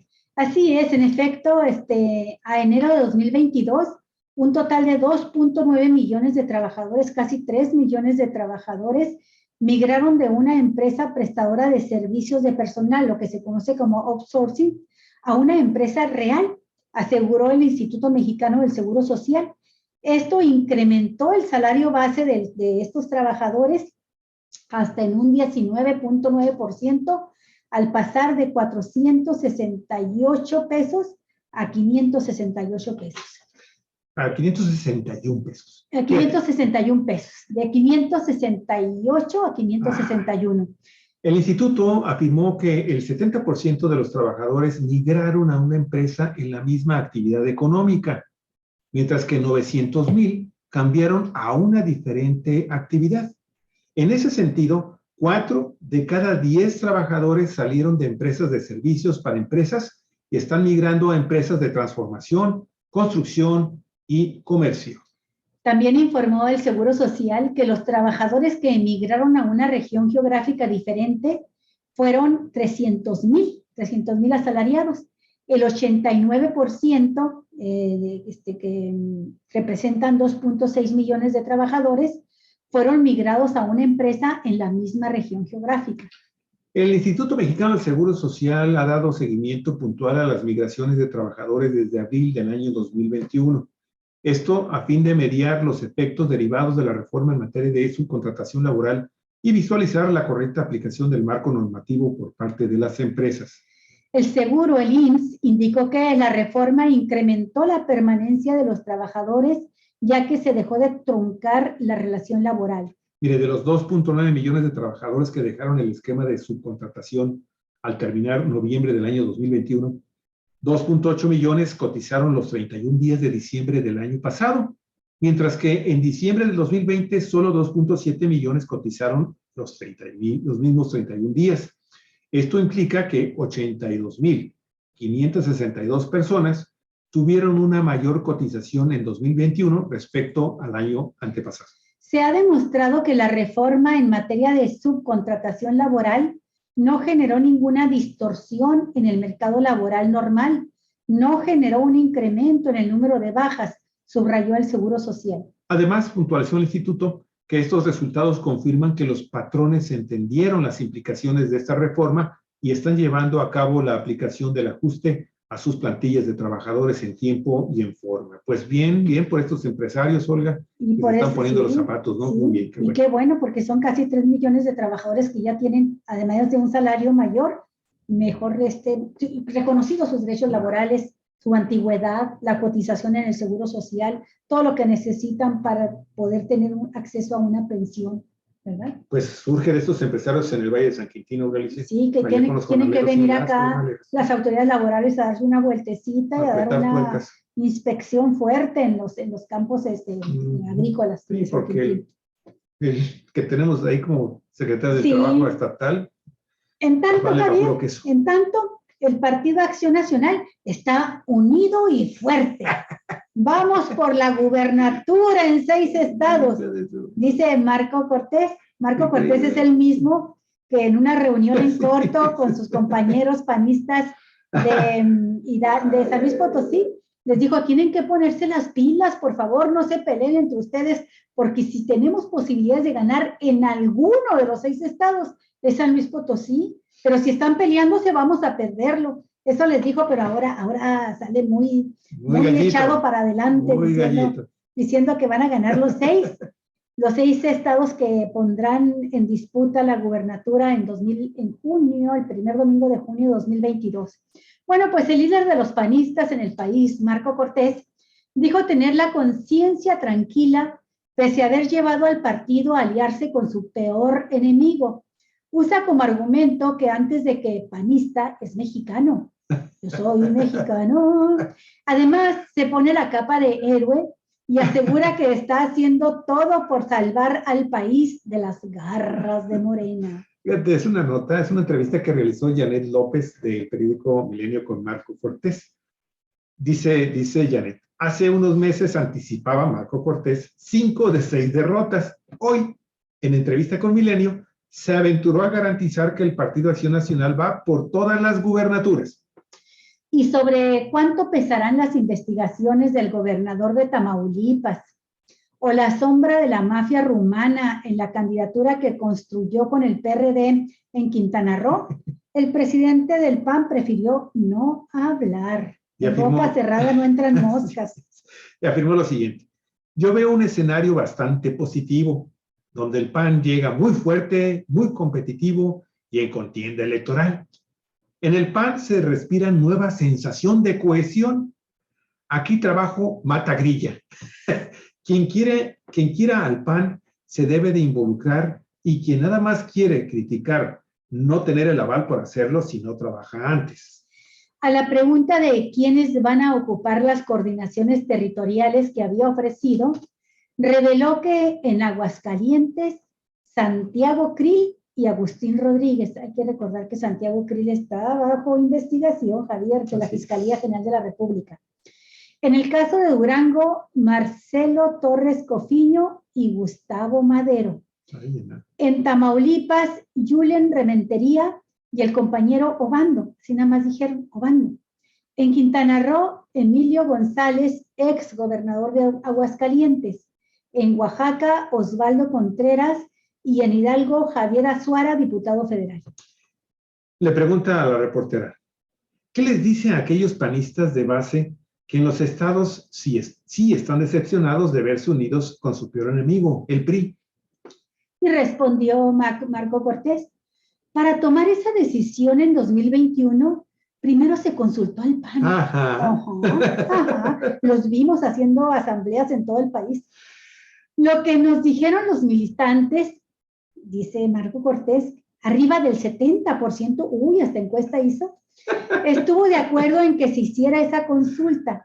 Lo que le decimos es, militantes, les hicimos caso. ¡Qué barbaridad! Yo no entiendo entonces por qué está tan dividido el Partido Acción Nacional. No entiendo por qué está tan derrotado en la lona. Sí conozco a muchísimos panistas aquí en Baja California, Javier. No nada más de ahora, de antes, que llevan absteniéndose. Desde que Felipe Calderón era presidente de la República y les imponía aquí a los candidatos nomás por sus pistolas, y muchos panistas decepcionados pues preferían abstenerse. Y ahora definitivamente muchísimos panistas de base, militantes, incluso algunos cuadros intermedios, pues han preferido retirarse del partido, en el mejor de los casos abstenerse, otros definitivamente han votado por otros partidos, ante la vergonzosa, así la consideran vergonzosa alianza con el PRI. Si no les gusta la alianza con el PRD, mucho menos con el PRI. Bueno, Olga, pues ahí dejemos al PAN y bueno, vamos a Estados Unidos, Javier, a esta declaración que señala, sí. Aquí en México. Sí, pero es una entrevista muy interesante que hace Erika Ramírez y Sósimo Camacho, ahí en Contralínea, con un investigador universitario, un académico universitario. Aníbal García Fernández, maestro en estudios latinoamericanos por la Universidad Nacional Autónoma de México, quien afirma que Estados Unidos continúa financiando a los opositores del gobierno de López Obrador. Qué interesante está. Sí, fíjate que Contralínea, como tú dices, está haciendo muy buen trabajo, y yo últimamente lo he estado viendo también porque tiene ya su programa en vivo, su canal en contralínea.mx, y le recomiendo, ahí viene esta entrevista que le hicieron Erika Ramírez y Sósimo Camacho a Aníbal García, ahí lo entrevistaron también, y Aníbal García, este académico, investigador, dice, la Agencia de los Estados Unidos para el Desarrollo Internacional, conocida como la USAID, así como la Fundación Nacional para la Democracia, conocida por sus siglas en inglés como NED, continúan financiando a organizaciones opositoras al gobierno del presidente Andrés Manuel López Obrador, por ejemplo, a la Organización Mexicanos contra la Corrupción y la Impunidad. Ello en el contexto de la estrategia de golpe de Estado blando que se desarrolla en nuestro país. Esto lo expone Aníbal García Fernández, maestro en estudios latinoamericanos por la UNAM. El especialista explicó que tanto la USAID como la NED no paran y suministran recursos a organizaciones que se han manifestado en contra del proyecto de la Cuarta Transformación. Dijo textualmente lo siguiente, amigos y amigas, dijo, en el caso de México no se nota que exista una disminución importante en el financiamiento de organizaciones, instituciones e incluso una serie de cámaras empresariales mexicanas. De la revisión del presupuesto a la Organización Mexicanos contra la Corrupción, que preside ahora María Amparo Casar, y que fue fundada, y pues es el verdadero dueño y dirigente de esta organización, sí, claro, Claudio X. González Guajardo, el académico universitario afirmó que se desprende que entre 2018 y 2019 recibió al menos $736,000. Asimismo, México Unido contra la Delincuencia recibió $70,000 en el año 2021 y México Evalúa, entre 2018 y 2019, obtuvo $85,000 en el año 2020. Todas estas organizaciones son las que están golpeando constantemente al gobierno actual, explicó el académico, y agregó que son también las que están exponiendo pues, en los medios y en los debates, se están exponiendo su posición en contra de la reforma eléctrica, principalmente en el Parlamento abierto. Sí, fíjate que también dice, hemos visto ahí por lo menos a 2 personas que están vinculadas a México Evalúa. Y déjame poner una imagen para continuar entonces con la lectura. También a gente del Instituto Mexicano para la Competitividad, del INCO, que están constantemente cabildeando para que no se apruebe esta reforma, la reforma energética. Y concluyó el académico que estas organizaciones de Estados Unidos, la USAID y la NED, tienen vínculos no solamente en México, sino en América Latina. Entonces, dijo, estamos hablando de este tipo de poder blando que ejerce Estados Unidos y que si bien no es igual al que podrían ejercer contra Venezuela, Cuba o Nicaragua, sí se nota en este tipo de financiamiento que otorgan a organizaciones adversarias al presidente López Obrador. Y Olga, pues ahí está, ¿no? De nueva cuenta, el origen del dinero que se utiliza por parte de los grupos que están actuando en una campaña mediática, propagandística, totalmente descarada, abierta, ¿sí? Para estar creando una serie de libelos, porque la verdad es que no llegan ni siquiera a hacer algún tipo de pieza periodística, ¿no? Salvo quizás en un artículo, porque pues, al final de cuentas ahí se hacen suposiciones en algo que quiere ser un reportaje y que, pues, y que los demás medios de comunicación que han estado trabajando activamente, de manera independiente y haciendo investigaciones adicionales de lo que no hizo en un año el equipo de periodistas de gran prestigio que se dedicaron a hacer este trabajo con el tema de la renta de la casa allá en Houston, Texas, por parte de la esposa, del hijo de López Obrador. Vaya, qué chismotes. Qué cosa. Es como Chava Flores.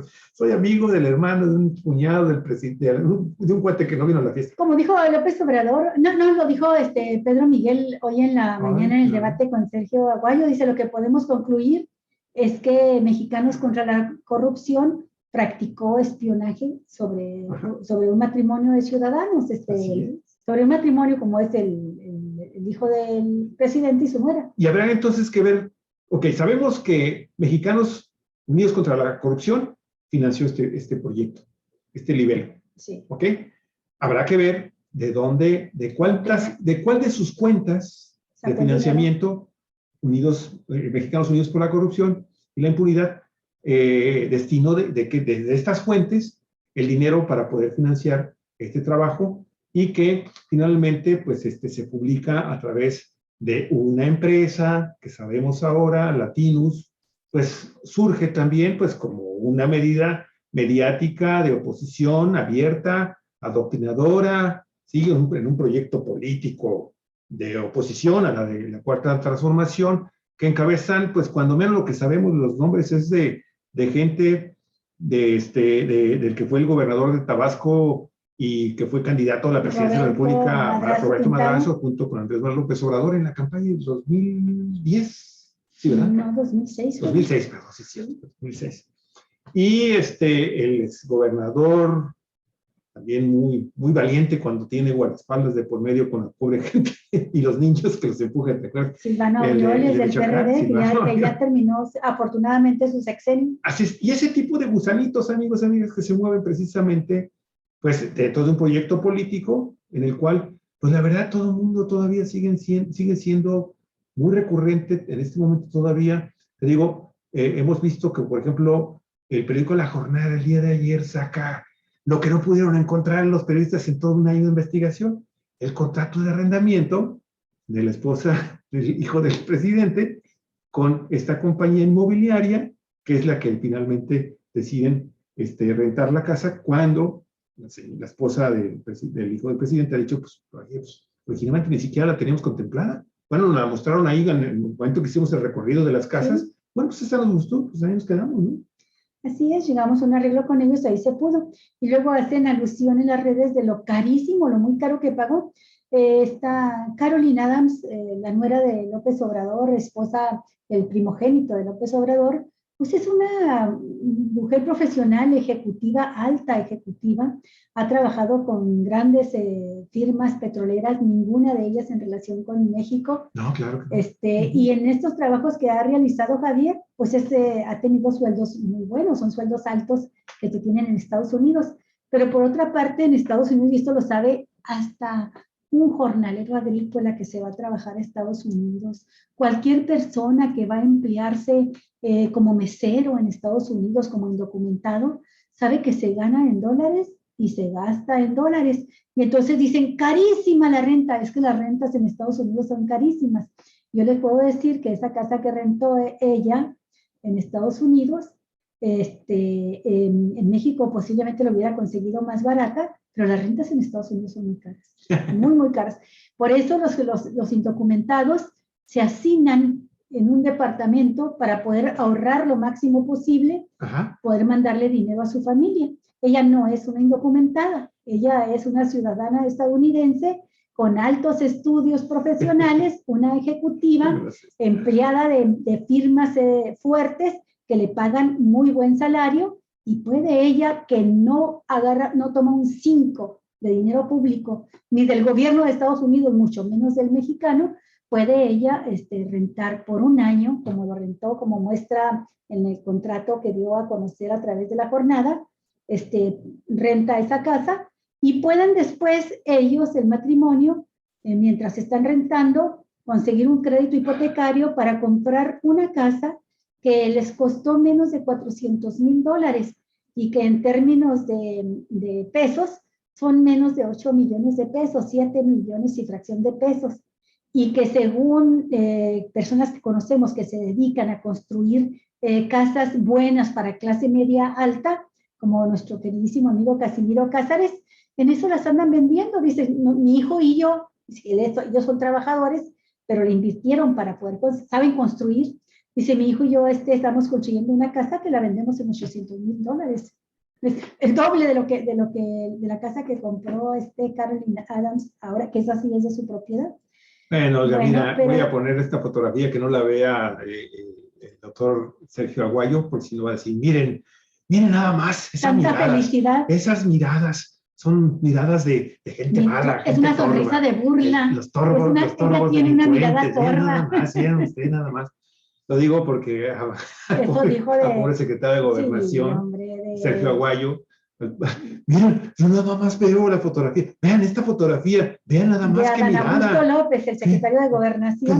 Y fuimos a ver la mirada, y pues el pobre hombre que tiene una cara de persona buena, pues tenía la misma cara de siempre, sencilla, hablando tranquilo, como es su pausa de hablar, su modo de hablar. Pero Sergio Aguayo ya estaba diciendo, miren la mirada torva con la que el enojo, la ira contenida con la que habla. Sí. Oye, y hay que mencionar, yo nada más quiero mencionar, Sergio Aguayo, de veras, cómo es ladino ese hombre, de veras, es un verdadero ladino, es una persona que se victimiza, es una persona gris, es una persona que le tiene miedo directo al debate si no va de por medio los temas que a él le interesan.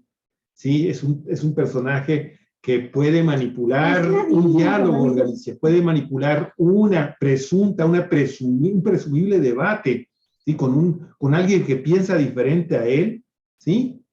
Y él, primero, se niega a hablar de los temas a los que le invitan a debatir, y segundo, hay tres. Segundo, impone los temas que él quiere, que a él le interesan debatir. Y tercero, cuando alguien le señala aspectos en donde él, ¿sí?, se pone en entredicho su ideología, su proceder como académico, como ciudadano, miembro de la sociedad, como académico, ¿sí?, miembro de las organizaciones civiles, del sector empresarial, que ya considera que todas las organizaciones civiles representan a la ciudadanía común, como usted y yo. Imagínense, amigos, de inmediato, ¿sabe lo que hace? Dice, no, ya nos estamos saliendo de tema. Después de que él decía el tema. De veras, si no vio Les usted recomendamos el debate que tuvo con fue el viernes pasado con Pedro Miguel, así es. Sí. Bueno, para que usted vea y corrobore lo que estoy diciendo aquí. Ay, sí, Okay, Javier, vamos a la última nota, la 10, la número 10. ¿Cuál es? 4 de 10 hogares mexicanos viven en lo que se conoce como pobreza energética, y eso que todavía no entra de lleno la reforma energética que deja todo en manos de Iberdrola, de la misma empresa que está hundiendo en la pobreza energética a los españoles. Bueno, pero la nota esta es de Dulce, la periodista Dulce Olvera, del portal periodístico Sin Embargo. Pese al potencial solar y eólico de México, en casi 4 de cada 10 hogares, sus habitantes no pueden satisfacer necesidades energéticas básicas. Esto es, en 11.093.000 casas, sobre todo en Chiapas, Guerrero y Oaxaca, no tienen luz eléctrica, cocinan con leña en fogones abiertos pese al daño respiratorio, o carecen de un refrigerador, aire acondicionado o calentador, lo que puede derivar en enfermedades, incluso la muerte por deshidratación o hipotermia. Mira, en el marco del Parlamento abierto de la reforma eléctrica y la crisis climática, investigadores urgen a que el combate a la pobreza energética esté en el centro de la política energética nacional, ya que priva de otros derechos como la salud, el agua, la educación, la vivienda digna, la comunicación, la movilidad y un medio ambiente sano. En México, 99% tiene acceso a la electricidad. Sin embargo, no es suficiente porque muchísimos hogares no tienen acceso a diferentes servicios que brinda la electricidad. Aún así, no hay una política pública específica que aborde el problema de la pobreza energética, dijo Roberto García Ochoa, investigador del Departamento de Estudios Urbanos y Medio Ambiente del Colegio de la Frontera Norte, del COLEF, y autor de la investigación sobre pobreza energética por regiones climáticas. Mientras la ciudadanía se polariza entre si el sector público o privado deben gestionar la energía, sea esta fósil o renovable, 4.855.000 hogares, es decir, 11.3% del total, consumen leña o carbón para calentar agua y sus alimentos por arraigo cultural y también o por ser más baratos que el gas LP. En otras palabras, dice usted, 13.5 millones de mexicanos se exponen a la toxicidad de estos combustibles, de acuerdo con el Instituto Nacional de Estadística y Geografía, en el año 2020, particularmente en los estados de Chiapas, Veracruz, Oaxaca, Guerrero, Estado de México, Tabasco y Yucatán. Bueno, y Rigoberto García Ochoa, investigador del Departamento de Estudios Urbanos y Medio Ambiente del COLEF, comentó que una vez fue él a ver a un doctor. Dice, una vez fui a un doctor y me preguntó si fumaba mucho, porque tenía el pulmón muy ahumado. Le dije que no. Entonces me dijo que era por el humo de las tortillas del comal. Esto se lo comentó María, habitante de Necutzepo, Michoacán, quien ahora usa estufas ecológicas impulsadas por la Asociación Civil Grupo Interdisciplinario de Tecnología Rural Apropiada, que con una chimenea dirige el humo hacia afuera de la casa, pero es una alternativa aislada que además requiere mantenimiento constante.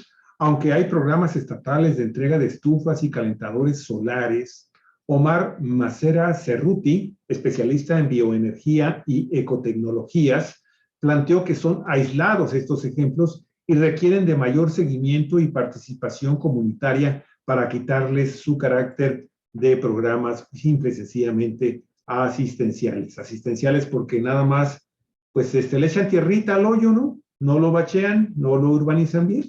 Así está el tema, amigos. Muy interesante. Aquí aprovecho para que vean el programa de Chamuco. De Ángel Valderas. El día de ayer. Que es un funcionario de la Comisión Federal de Electricidad y tuvo una excelente entrevista con los moneros del Chamuco.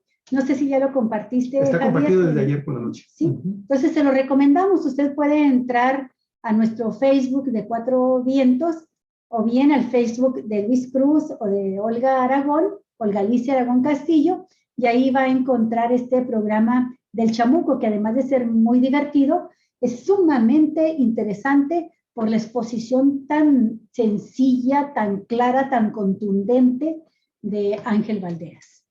Así es, Olga. Bueno, pues con esto damos por terminado nuestro trabajo el día de hoy en Galicia.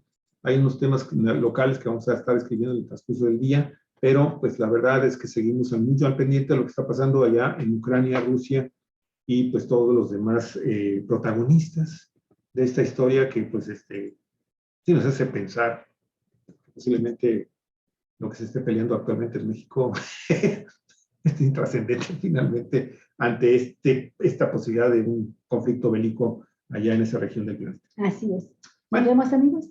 Cuatro descansen. vientos, provecho, descansen. Hasta el día de mañana, amigos. Día. Cuídense mucho y hasta luego.